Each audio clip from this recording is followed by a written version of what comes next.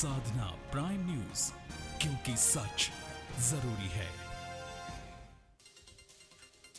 UP STF ने BJP नेता तेवतिया पर हमले के मामले में 4 शार्प शूटर्स को किया गिरफ्तार, 8 की तलाश अभी भी जारी।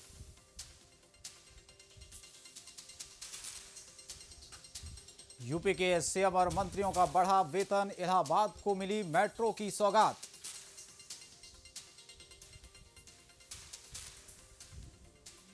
सीएम अखिलेश यादव ने बांटा कन्या विद्याधन चेक, 20,000 से बढ़कर 30,000 हुई कन्या विद्याधन राशि। केंद्रीय मंत्री वीके सिंह की पत्नी को जान से मारने की धमकी, ब्लैकमेलर ने मांगे 2 crore, Tughlakabad road police station में केस दर्ज।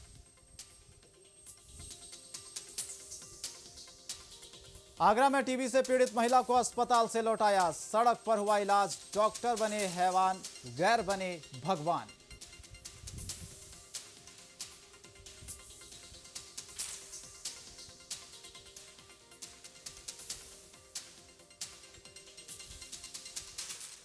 नमस्कार, प्राइम न्यूज देख रहे हैं, मेरे साथ मैं हूं शंकर दत्त पंत। बुलेटिन की शुरुआत करेंगे इस वक्त की अहम खबर के साथ। आगरा से खबर आ रही है, आपको बता दें, सरकारी अस्पतालों में बेहतर इलाज के दावों की पोल खुली है। टीबी से पीड़ित महिला को सरकारी अस्पताल से लौटाया है, जिला अस्पताल और एसएन मेडिकल अस्पताल ने बाहर निकाला। सड़क पर टीबी से पीड़ित महिला का इलाज हुआ, सड़क किनारे ही महिला को खून चढ़ाया गया। तो सरकारी अस्पतालों में बेहतर इलाज के दावों की पोल खुली है। टीबी से मरीज महिला को सरकारी अस्पतालों ने वापस सिर्फ इसलिए लौटा दिया क्योंकि उसके पास इलाज के लिए पैसे नहीं थे। सड़क पर ही टीबी से पीड़ित महिला का इलाज एक समाज सेविका ने किया, क्योंकि जब पीड़िता की हालत उनसे नहीं देखी गई, इस पूरे मामले के बाद उन्होंने खुद ही बाहर ही उसको खून चढ़ाया और तमाम जो दवाइयाँ थी उसे उपलब्ध कराई। तो अब सवाल ये उठता है कि आखिर जो सरकारी दावे हैं उनमें कितनी सच्चाई होती है, क्योंकि सवाल जिस तरीके से ये भी उठ रहा है कि प्रदेश सरकार स्वास्थ्य सेवाओं में सुधार की बात करती है, लेकिन क्या यही स्थिति है, क्या यही हकीकत है अस्पतालों की?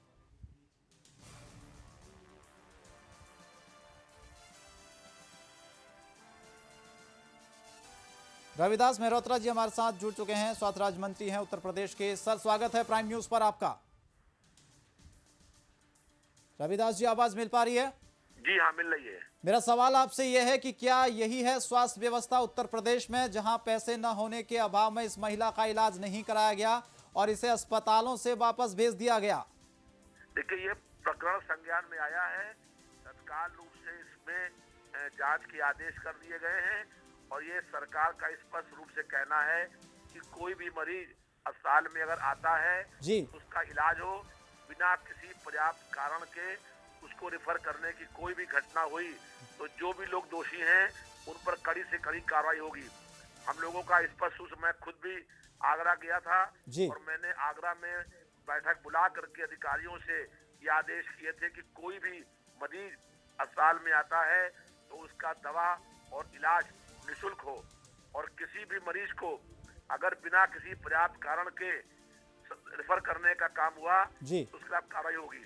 लेकिन सर आदेश किए हैं जी, एक रेफर रजिस्टर बनाया जाए और उसमें रेफर करने का कारण हो, और अगर कोई मरीज आता है जी और उसको इलाज नहीं होता है तो जो भी दोषी लोग होंगे नहीं, ये तो हर बार रविदास जी कहा जाता है, जब कोई मामला मीडिया उठाता है तो उसके बाद ये कहा जाता है कार्रवाई होगी, आगे से ऐसी घटनाएं नहीं होंगी, इस पर ध्यान दिया जाएगा। लेकिन क्या अब तक कार्रवाई नहीं होनी चाहिए थी उन डॉक्टर्स पर जिन्होंने इस महिला को वापस अस्पताल से जाने पर मजबूर किया है? ऐसे में इस महिला की जान चली जाती तो फिर जिम्मेदार कौन होता? कहीं पर भी डॉक्टरों की किसी लापरवाही से किसी भी मरीज के इलाज में कोई भी लापरवाही हुई तो उसको बर्दाश्त नहीं किया जाएगा और जो लोग भी दोषी हैं उन पर कड़ी से कड़ी कार्रवाई होगी। सर, कार्रवाई होगी, लेकिन एक नजीर पेश करनी चाहिए आपको कि ऐसे लोगों पर जल्द से जल्द कार्रवाई हो, ताकि एक संदेश भी जाए जनता में। जो नकारात्मक छवि एक बन गई है लोगों के बीच, वो कम से कम इस आप अगर कार्रवाई करेंगे तो एक सकारात्मक छवि लोगों के बीच जाएगी कि हाँ, तत्काल इस पर संज्ञान लिया गया, आगे से उन लोगों के साथ दोबारा से इस तरह का सलूक न किया जाए। वो जो है 5 मिनट बाद आपको पत्र मिल जाएगा कि उसमें जांच के आदेश कर दिए हैं जी, और कहीं पर भी उत्तर प्रदेश में किसी भी मरीज के साथ कोई भी लापरवाही करने का काम करेगा तो उसको बर्दाश्त नहीं जाएगा और जो भी लोग दोषी हैं उन पर कड़ी से कड़ी कार्रवाई होगी। लगातार पूरे प्रदेश में ये आदेश किए गए हैं कि जो मरीज भी अस्पताल में आए उसका निःशुल्क इलाज हो, दवा और इलाज। लेकिन रविदास जी, आपका बिल्कुल कहना ठीक है कि आदेश दिए गए हैं, लेकिन इन आदेशों का पालन आखिर वो डॉक्टर्स व अस्पताल प्रशासन क्यों नहीं करता है? या तो उन्हें किसी चीज का डर नहीं है, या तो उन्हें लगता है कि भाई कार्रवाई नहीं होगी हमारे ऊपर, एक खुली छूट दी गई है उन लोगों को। क्या ये कहना गलत नहीं होगा? ढिलाई करेगा, लापरवाही करेगा, उसके खिलाफ कार्रवाई होगी। और चाहे जो भी दोषी व्यक्ति होगा, अगर किसी मरीज के जीवन के साथ कोई खिलवाड़ करने का काम करेगा तो उसके खिलाफ कार्रवाई होगी। और किसी भी हालत में चाहे कोई भी हो, अगर मरीज वहां आता है तो उसका इलाज होना चाहिए और बिना इलाज किए हुए अगर किसी मरीज को अस्पताल से बाहर भेजने की कार्रवाई हुई तो उसके खिलाफ कड़ी से कड़ी कार्रवाई होगी। किसी भी कीमत में किसी भी मरीज के जीवन के साथ कोई खिलवाड़ बर्दाश्त नहीं होगा और जो भी दोषी लोग पाए जाएंगे उन पर कार्रवाई होगी। जांच के आदेश कर दिए गए हैं। जो भी महिला को बाहर किया गया उसकी जांच करके जो दोषी लोग पाए जाएंगे उन पर तत्काल रूप से कार्रवाई होगी। सर कब तक रविदास जी हम मान के चलें कि कार्रवाई होगी? अभी मैंने आपसे कहा कि 10 मिनट के बाद आपको पत्र मिल जाएगा कि जांच की कार्रवाई के आदेश दे दिए गए हैं। आप चाहे किसी को भी द्वारा ये मंगा सकते हैं या अभी आपके फैक्स पर हम तत्काल रूप से जो जांच के आदेश किए हैं उसकी कॉपी हम भेज रहे हैं और उसमें जांच होगी। कोई भी अगर लापरवाही करने का काम करेगा और नहीं सर, लापरवाही काम करने का काम नहीं करेगा, ये तो लापरवाही साफ तौर पर रविदास जी सामने आ रही है ना, इसमें तो कुछ छुपाने वाली बात नहीं है, पूरा मामला क्लियर है। जो आपने संज्ञान में लाया है जी, इसके लिए हम आपकी बधाई देते हैं आपको। और ऐसा कोई भी प्रकरण संज्ञान में आएगा तो उस पर कार्रवाई होगी। चलिए, बहुत शुक्रिया रविदास मेहरोत्रा जी आपका हमारे साथ इस चर्चा में जुड़ने के लिए। तो आपको बता दें कि जिस तरीके से आश्वासन दिया है उन्होंने खुद की कार्रवाई इस पूरे मामले पर होगी। सड़क किनारे ही महिला को खून चढ़ाया गया था और सरकारी अस्पतालों में बेहतर इलाज के दावों की ये पोल एक तरीके से खुलती हुई नजर आ रही है आगरा में।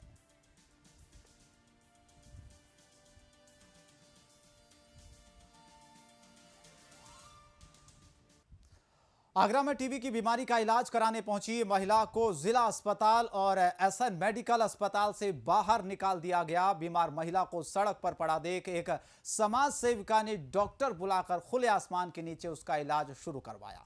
सड़क किनारे ही महिला को खून भी चढ़ाया गया, लेकिन अस्पतालों की इस तरह मनमानी और बेरहम रवैये ने एक बार फिर सरकारी दावों की पोल खोलकर रख दी है।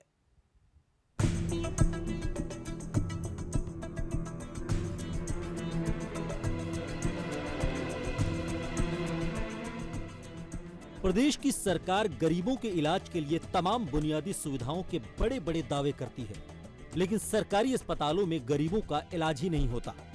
कहते हैं डॉक्टर भगवान का दूसरा रूप होता है और लोगों की जान बचाना इनका कर्म। लेकिन ये क्या, ताजनगरी आगरा में सरकारी अस्पतालों के डॉक्टरों ने जो काम किया वो किसी यमदूत से कम नहीं था। जी हाँ, ताजनगरी आगरा, जिसकी गिनती स्मार्ट सिटी के रूप में भी की जाने लगी थी, लेकिन यहाँ एक गरीब महिला को जो कि टीबी की मरीज है, उसके साथ ताजनगरी के डॉक्टरों ने जो किया वो हैरान कर देने वाला है। खुले आसमान के नीचे जीवन यापन करने वाला एक रिक्शा चालक, जिसकी पत्नी पूनम टीबी की बीमारी से ग्रस्त है, हालात ये हैं कि वो चलने लायक भी नहीं। जरा इन तस्वीरों पर नजर डालिए, किस तरह इस महिला का इलाज रोड पर किया जा रहा है। इस महिला को अस्पताल भी नसीब नहीं। पूनम ने बताया कि वो सबसे पहले अपना इलाज कराने के लिए जिला अस्पताल पहुंची। पूनम ने कहा कि इसके बाद वो एसएन मेडिकल कॉलेज गई, जहां उसकी जांच कराई गई, तो डॉक्टर ने टीबी की बीमारी बताकर उसको हाथ पकड़कर अस्पताल से बाहर कर दिया। बोली थी कि तुम्हें ना टीबी की बीमारी है और तुम अब सही नहीं हो पाओगे, चली आओ वापस। तो वहाँ से चली आई, फिर मैं गड्ढे वाले में आई, जो नई इमरजेंसी है उसमें आई, उसमें ही मना कर दी। फिर वो रेडी लाइन है ना, उसके पीछे आके टीबी वार्ड, उसमें गई, उसमें ही मना कर दी। पर ये भैया ने ठीक कराया मुझे, ये भैया ने दवाई दिलाई, इतना खड़ा कर दिया मुझे। महात्मा गांधी मार्ग किनारे पर जब महिला लेटी हुई थी तो वहां से गुजर रही ज्योति नाम की समाज सेविका रुकी और उस पर रहा नहीं गया। जब ज्योति ने एक डॉक्टर को बुलाकर पूनम की जांच कराई तो उसमें खून की बहुत कमी थी। डॉक्टर की सलाह के मुताबिक ज्योति ने खून का इंतजाम कर पूनम का इलाज शुरू करा दिया। अब तक पूनम पर 4 यूनिट खून लग चुका है। ज्योति सिंह ने बताया कि पूनम बीमारी के कारण मौत से जूझ रही थी। पूनम को देखकर लग रहा था कि वो 5-10 मिनट में मौत का शिकार न हो जाए, लेकिन अब उसकी हालत में सुधार हो रहा है। ज्योति का कहना है कि प्रशासन की गलती है। एक सरकारी अस्पताल में इस तरह गरीब के साथ व्यवहार करना बहुत गलत है। महात्मा गांधी मार्ग पर हर रोज अधिकारियों की गाड़ी गुजरती है। चंद कदम की दूरी पर थाना है और यहाँ से हजारों राहगीर रोज गुजरते हैं, लेकिन बेसहारा गरीब की मदद किसी ने नहीं की। कई सालों से हम लोग इसी एरिया में काम कर रहे हैं। जो भी स्लम्स में या जो भी हम लोगों को लोग दिखते हैं कि परेशान हैं, बीमार हैं, उनकी हम लोग हेल्प करते हैं और उनका ट्रीटमेंट कराने की कोशिश करते हैं। ये महिला यहीं पे मिली, बिल्कुल मरने की पोजीशन में थी और पूछने पे पता चला इसके पति के द्वारा कि ये एसएन मेडिकल से बाहर निकाली गई है और वहाँ से ये कहा गया कि इसके शरीर में बिल्कुल भी जान नहीं है, शायद 10-15 मिनट में ये ख़त्म हो जाएगी। इसके बाद हम लोगों ने ब्लड डोनेट जहाँ से होता है वहाँ से इसका ब्लड मंगवाया और ये चौथी बोतल है जो कि आप देख पा रहे होंगे, ये चौथी बोतल इसको चढ़ रही है। तो अभी ये लग रहा है कि जो ट्रीटमेंट चल रहा है वो अच्छा है, बेहतर है। हम लोग के द्वारा से जो भी हेल्प कर सकते हैं वो हो पा रही है। डॉक्टरों की लापरवाही का मामला ये कोई पहला नहीं है। आए दिन मरीजों को ऐसी तकलीफों का सामना करना पड़ता है, लेकिन प्रशासन पर इस बात का कोई असर नहीं। अब देखना ये होगा कि इन तस्वीरों के बाद प्रशासन इस महिला को क्या बेहतर इलाज देता है। आगरा से मानवेंद्र, प्राइम न्यूज।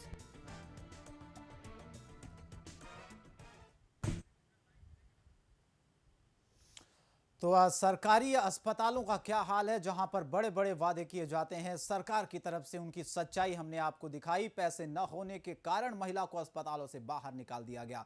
सीधे लखनऊ का रुख कर लेते हैं, जहां हमारे संवाददाता अभिषेक मिश्रा सीधे हमारे साथ इस खबर पर जुड़ गए हैं। अभिषेक, एक तरफ सरकार जिस तरीके से स्वास्थ्य सेवाओं को लेकर बड़े बड़े वादे करती है, उनकी सच्चाई आज ये सामने आ गई है कि अस्पताल में इलाज कराने के लिए महिला गई, उसके पास पैसे नहीं थे और उसका इलाज नहीं किया गया, यानी कि उसे भगा दिया गया। ऐसे में सवाल तो यही उठता है कि जिसके पास पैसे होंगे वही सरकारी अस्पतालों में इलाज कराएगा। देखिए, बिल्कुल ये बात एकदम साफ हो जाती है कि आखिरकार अखिलेश सरकार किस तरह के काम कर रही है और कहीं ना कहीं इस तरह की घटनाओं से तमाम सवालिया निशान खड़े होते हैं स्वास्थ्य सेवाओं के लिए। जिस तरह के बड़े बड़े दावे किए जाते हैं अखिलेश सरकार में और ये कहा जाता है कि उत्तर प्रदेश में समाजवादी पार्टी सरकार है जो गरीबों के इलाज से लेकर अमीरों तक के इलाज को बेहतर से बेहतर करने की कोशिश कर रही है और हर बार इस बात की उम्मीद जताई जाती है कि सरकारी अस्पतालों को इतना ज्यादा बेहतर बना दिया जाएगा कि लोग प्राइवेट अस्पतालों का रुख नहीं करेंगे। लेकिन जिस तरह की दशा और दिशा देखने को मिल रही है उत्तर प्रदेश में सरकारी अस्पतालों की, कि एक रिक्शा चालक की पत्नी को वहां पर तड़पता हुआ छोड़ दिया जाता है सड़क पर, उसको बाहर खून डोनेट किया जाता है और खून उसके ऊपर चढ़ाया जाता है, तो ये बात एकदम साफ हो जाती है आखिरकार किस तरह की स्वास्थ्य व्यवस्था। एक बात कही गई कि 108 के जरिए आप एम्बुलेंस को कॉल करिए, एम्बुलेंस आपके घर तक पहुंचेगी, अस्पताल से ले जाने के बाद उसको स्वस्थ होने के बाद घर तक छोड़ने का इंतजाम करेगी। लेकिन ये सारी चीजें कहां नजर आती हैं, क्योंकि ये सारी चीजें सिर्फ कागजों पर दौड़ रही हैं और रोड के पहियों पर दौड़ रही हैं और सरकारी पेट्रोल जाया कर रही है, सरकार डीजल जो सरकारी डीजल है उसको जाया कर रही है। तो ये सारी चीजें इस बात को स्पष्ट कर देती हैं कि आखिरकार कौन सी अखिलेश सरकार चल रही है, जो अखिलेश सरकार लगातार इस बात के दावे करती आई है कि स्वास्थ्य सेवाओं को बेहतर से बेहतर किया जाएगा।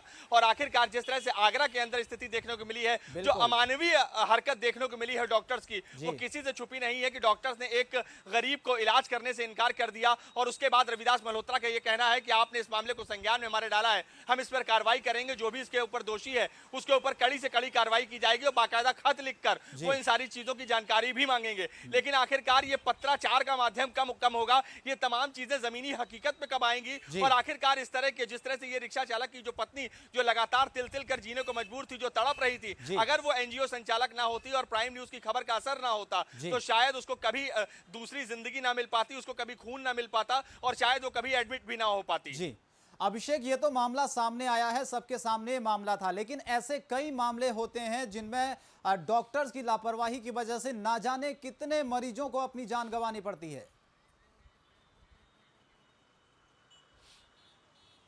देखिए बिल्कुल ये पहली बार नहीं है कि डॉक्टर्स की लापरवाही और डॉक्टर्स की अनदेखी का शिकार तमाम मरीज हो जाते हैं। साथ बने क्या रहिए, अमीर, क्या गरीब और क्या वो लोग जो निम्न श्रेणी में हमारे आते साथ हैं। बने रहिए। नरेश जी हमारे साथ जुड़ चुके हैं, पीड़ित महिला के पति हैं।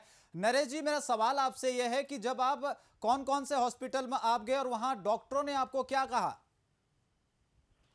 सर मेरे से ये बोला था कि यहाँ पे भर्ती नहीं हो पाएगी। जी, तो आपने वजह पूछी इसकी कि भर्ती क्यों नहीं हो पाएगी? हाँ जी, आपने इसकी वजह पूछी डॉक्टरों से कि आप भर्ती क्यों नहीं कर रहे हैं, इसकी तबीयत बहुत ज्यादा खराब है? सर मुझसे तो मैंने सवेरे की भर्ती कराई थी 12 बजे की, तो शाम को डॉक्टर ने मना कर दी थी, इसकी उम्मीद में नहीं बचेगी जी। लेकिन हाँ मैडम ने मेरी हवाली का इलाज कराया था, वो बच चुकी है आज। तो कितने अस्पतालों में आप गए हैं अपनी पत्नी को लेकर इलाज के लिए? एक टोला वाले में और एक यहाँ पे गया था नई वाली जमन सिंह जी, एमजी रोड पे, और फिर गड्ढे वाली में। तो डॉक्टर मेडिकल कॉलेज में भी गया था जी, तो दोनों जगह डॉक्टरों ने ही बोला कि इनका इलाज नहीं होगा? दो जने ने मना करा था, एक जने ने भर्ती करा था। जी तो जिसने भर्ती करा था उतने तो मना कर दी थी सर। जी। तो ये जो महिला है जो इलाज किया आपकी पत्नी का, जिन महिला ने, ये आपको कहाँ पर मिली?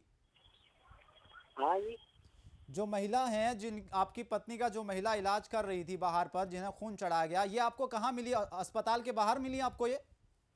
नहीं मैं पे यहाँ पे मैं हरिपुर पर रहता हूँ, ये मरीना होटल के पास। जी, वहीं पे ही आते रहते हैं, बच्चों को भी खाना वाना खिलाते रहते, सेवा पानी करते हैं। तो नरेश जी, अब आपकी पत्नी की तबीयत पहले से बेहतर है? अब तो सही इलाज कराया है मैडम ने, भाई साहब ने कराया है, तो इसकी तबीयत बहुत ज्यादा है पहले से। तो कोई वहां पर पहुंचा है स्वास्थ्य महकमे का अधिकारी, कोई प्रदेश सरकार का मंत्री, कोई सुध लेने, आपसे कोई पूछताछ, कुछ जानकारी उन्होंने ली है कि किस डॉक्टर ने आपको मना किया, चलिए हम चलते हैं उस पर कार्रवाई करेंगे, इस तरीके की कोई बात? कोई नहीं है सर, यहाँ पर कोई इलाज नहीं हुआ था। मैं रात को भी लेके गया था, रात को मुझसे उल्टा सीधा बोला था जी। यहाँ पे लेके गया था मैं। आपसे अभी नरेश जी कोई मिलने आया है उत्तर प्रदेश सरकार से या अधिकारियों की तरफ से कोई आपसे मुलाकात करने आया है? नहीं आया, अभी तक कोई नहीं आया आपसे मुलाकात करने के लिए? कोई भी नहीं आया मेरे पास।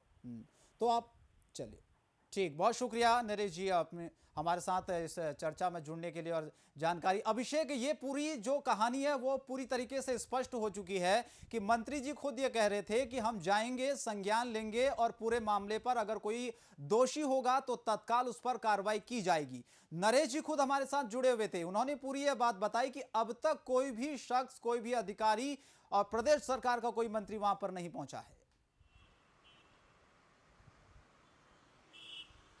देखिए एक बात, ये बात रविदास मल्होत्रा जिस तरह से कह रहे थे कि हम कार्रवाई करेंगे, हम लिखित चिट्ठी भेजेंगे और चिट्ठी के बाद तमाम चीजों का संज्ञान लेंगे और मामले पर कार्रवाई करेंगे। लेकिन अब सबसे बड़ा सवाल ये होता है कि आखिरकार मंत्री की सुनने वाला कौन है? यहाँ तो उत्तर प्रदेश के अंदर दिक्कत यह है कि तमाम मंत्री इस बात का ही रोना रो रहे हैं कि अधिकारी से लेकर और प्रशासनिक अमले के जितने भी लोग हैं वो उनकी सुनते ही नहीं है। तो आखिरकार वो किसको खत लिखेंगे, किसके ऊपर कार्रवाई करेंगे और आखिरकार किस तरह की कार्रवाई करेंगे? इस तरह के तमाम सवाल घूम रहे हैं। क्योंकि आपको याद होगा कि इससे पहले मुख्यमंत्री ही नहीं बल्कि उनके जो सपा सुप्रीमो कहे जाते हैं मुलायम सिंह, उन्होंने कहा कि जो अधिकारी हैं वो मनगढ़ हो गए हैं और वो अपने अलावा किसी की सुनते नहीं है और सरकार को बेवकूफ बना रहे हैं। तो इन्हीं तरह की स्थिति यहाँ पर देखने को मिल रही है कि जो रविदास मल्होत्रा जिनके पास स्वास्थ्य विभाग उनके पास है, जो महिला कल्याण एवं शिशु कल्याण का पूरा जिम्मा उनके पास है, वो खुद ही इस बात पे लगातार आरोप लगाते आए हैं कि तमाम डॉक्टर जो हैं वो भ्रष्ट हैं और लगातार एनआरएचएम के जरिए जो सरकार के द्वारा पैसा मुहैया कराया जा रहा है उन्हीं को खाने में, उनकी बंदरबाट में ही लगे रहते हैं।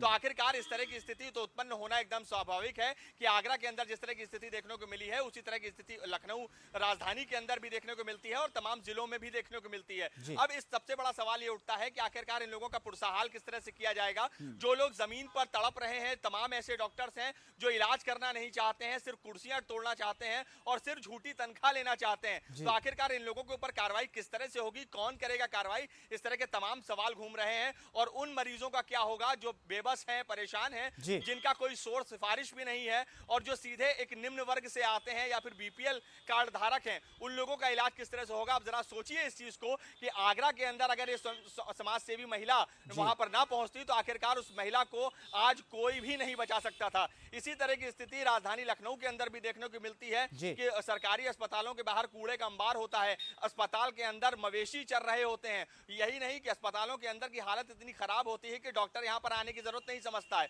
और शायद यही वजह है कि तमाम जो मरीज हैं वो इलाज के अभाव में कहीं ना कहीं दम तोड़ देते हैं और उसके बाद कसूरवार जो ठहराया जाता है वो बीमारी को ठहराया जाता है कि इस बीमारी का डॉक्टर इलाज नहीं कर पाए और या फिर सही समय पर उसको इलाज नहीं मिला। तो इस तरह की तमाम चीजें जो देखने को मिलती हैं उसके लिए कहीं ना कहीं सीधे तौर से अगर कोई जिम्मेदार है तो वो डॉक्टर है और शायद यही वजह है कि मौजूदा समय के हालात में जो मौजूदा सूरत हाल है उनके हालात में इसीलिए कहा जाता है कि डा से डाकू भी कहा जाता है और डा से डॉक्टर भी कहा जाता है। अभिषेक, जिस तरीके से डॉ से डाकू और डॉ से डॉक्टर, आपने बहुत अच्छी बात कही है, लेकिन मेरा सवाल आपसे यह है कि जो पूरी घटना सामने आई है इससे कहीं ना कहीं डॉक्टर जैसे एक रिश्ते पर सवाल तो जरूर उठाए हैं, क्योंकि भगवान का दूसरा रूप डॉक्टर को कहा जाता है। बड़ी उम्मीदों के साथ जो मरीज हैं वो डॉक्टर के पास जाते हैं, अस्पताल में जाते हैं ताकि उनका बेहतर इलाज हो सके। लेकिन इस घटना के बाद क्या जो पूरा वाकया सामने आया है उससे यही लगता है कि डॉक्टर्स को खुली छूट मिली हुई है, अपनी मनमानी पूरी तरीके से वो कर रहे हैं, उन्हें किसी का डर नहीं है। देखिए बिल्कुल ये बात एकदम साफ है कि डॉक्टर्स को किसी का भी डर नहीं है और शायद यही एक बहुत बड़ी वजह है कि डॉक्टर्स बेहतर इलाज नहीं करना चाहते हैं और सिर्फ कुर्सियां तोड़ना चाहते हैं और फ्री की तनख्वाह लेने के ऊपर लगातार विवश रहते हैं। और यही सारी चीजें नहीं, जब इनकी बातों को नहीं सुना जाता है तो ये सामूहिक स्ट्राइक पर चले जाते हैं। इस तरह की तमाम घटनाएं देखने को मिली और उसमें कहीं ना कहीं जो सफर करना पड़ता है वो आम इंसान को करना पड़ता है। जो मरीज है, जो इलाज कराने आता है उसको सफर करना पड़ता है, जो ओपीडी में आकर अपना इलाज कराना चाहता है उसको सफर करना पड़ता है और इन लोगों की अगर आप बात नहीं मानेंगे तो आपको अस्पताल के अंदर एडमिशन भी नहीं मिलेगा। बहुत बहुत शुक्रिया अभिषेक मिश्रा आपका इस तमाम जानकारी के लिए। तो वाकई जिस तरीके की तस्वीर आई है शर्मसार कर देने वाली है। इस वक्त एक बड़ी खबर का रुख कर लेते हैं। अंबेडकर नगर से खबर आ रही है जहां प्राइम न्यूज की यह टीम ने मिठाइयों पर पड़ताल की है। मिठाई खरीदने से पहले आप सावधान हो जाइए, क्योंकि यह मिठाई खरीदने से पहले प्राइम न्यूज की इस पड़ताल को आप जरूर देखें। रक्षाबंधन नजदीक आते ही जो मिलावटखोर हैं वो सक्रिय हो जाते हैं। मिठाइयों में मिलावटें की जाती है और नतीजा ये होता है कि बीमारियां लगातार फैलती हैं और कहीं ना कहीं त्योहारों के मद्देनजर ये मिलावटें बहुत ज्यादा की जाती हैं। तो रक्षाबंधन नजदीक आते ही मिलावटखोर सक्रिय हो जाते हैं। अमूमन मैदा और दूध का पाउडर मिलाकर मिठाइयों में मिलावट की जाती है।